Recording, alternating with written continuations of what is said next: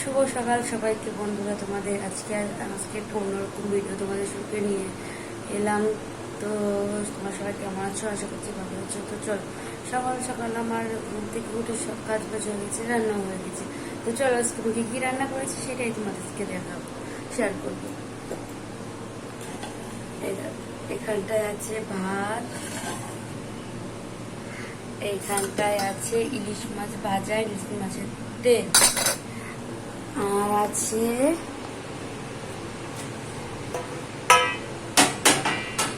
এই দেখো কাঁচকলা আলু দিয়ে ইলিশ মাছের তরকারি একটা, আর আছে কষা কষা চিকেন, কষা কষা কষা মাংস চিকেন।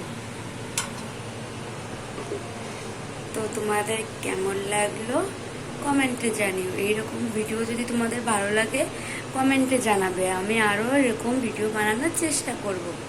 তোমাদের কেমন ভিডিও পছন্দ জানাবে।